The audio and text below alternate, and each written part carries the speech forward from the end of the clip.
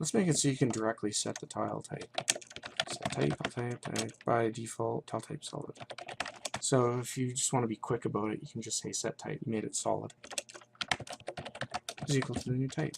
I think we want to use the same kind of rules we used up here to make sure that this sets everything correctly based on whatever type it is. So, kind of crunch it down a bit. It's not occupying as much space. And we might want to set a monster at the location too. Set monster. We'll definitely use this later when we get into all the monster related stuff.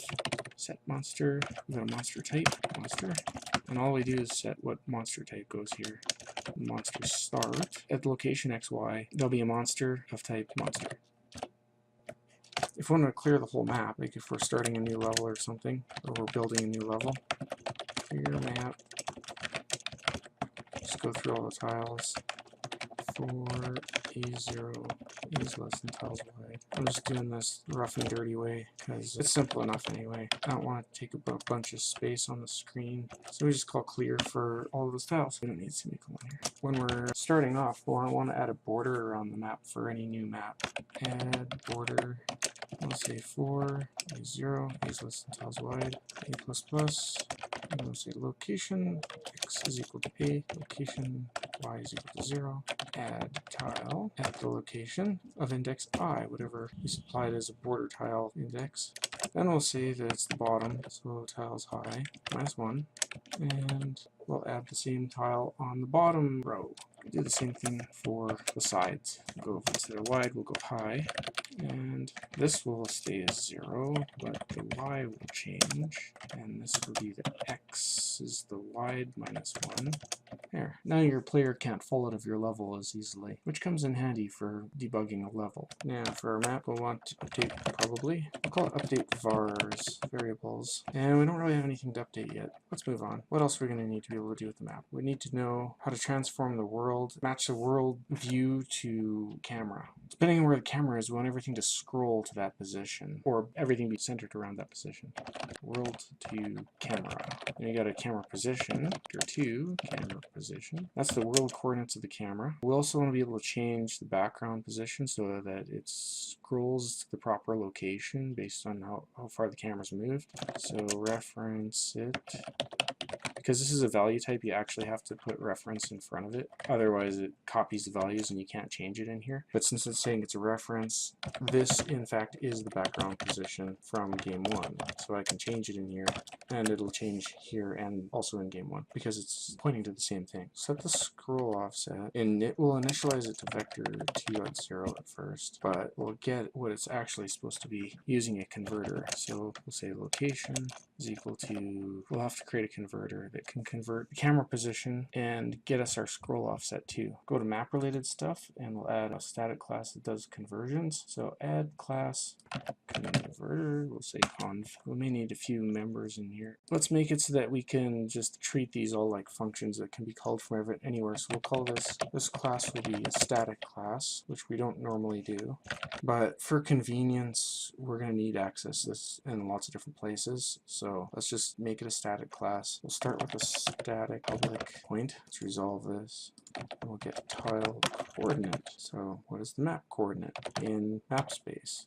Given the world position, I will supply reference to the scroll offset, which should range from 0 to 64 in the x and y direction. I have a point called tile, and we'll return a tile. Now to figure out where that world position is on the map, we'll say tile x is equal to the world position divided by 64, because all the tiles are 64 in size. It's going to have to be casted to integer. Same thing with tile y. To get the scrolling offset, we'd have to subtract the difference between where the world position is and where the tile would be if you were to multiply it by 64. So we're getting the remainder basically, and that'll be the offset to scroll. Position x, tile.x times 64. This will be the difference between what the actual world Y position was and the tile location that it's at times 64 to get the exact tile position, which isn't going to match the world position. So this difference is how much it should scroll those tiles to get it to line up to where it should be. If we just wanted to get the tile coordinate, we just divide by 64. So it'd basically be the same thing, except it would be just a little quicker because it's not doing as much. So get tile coordinate. So this is an overload. If we just wanted to get the actual tile's coordinate, we don't care about the scrolling position in this case. Let's do the same thing. So we can copy this and return the tile. Now, what if we have a world position and we want it in screen coordinates? So we're not really dealing with tiles so much anymore as actual positions. World to screen. So given a world position, we want to return world position minus game 1 camera position plus game 1 screen center. Now we'll have to jump back over to game 1 and make sure we add a camera. I want this to be available everywhere because it's probably going to be used all over the place. Cam pose, we'll jump back into converter again. So what this is saying is from world position, subtract the camera position and add in the screen center. All the tile data is relative to the screen center. Now the reason for this is the camera world position is already in the center of the screen. So if we subtract this world position from the world position, it's actually going to get position of the world at the edge of the screen. To get the actual screen position of whatever we're trying to figure out world position for, we've got to add back in that screen center distance. That'll also be static public rectangle. Bounding box world position, screen position, given 4 floats, bounding box. Using the same sort of idea, bounding box let x is equal to the bounding box's world position x minus game 1 minus the camera position, which is half the screen width too much. So we've got to add in game 1 screen center x. Oh, same sort of thing with the y. It's just you're using the y coordinates. And same sort of thing with the bottom right hand corner of the box, which we'll do a z. And w is equal to w minus. Now let's set up that rectangle as the screen box is equal to new rectangle. Try to make these integers.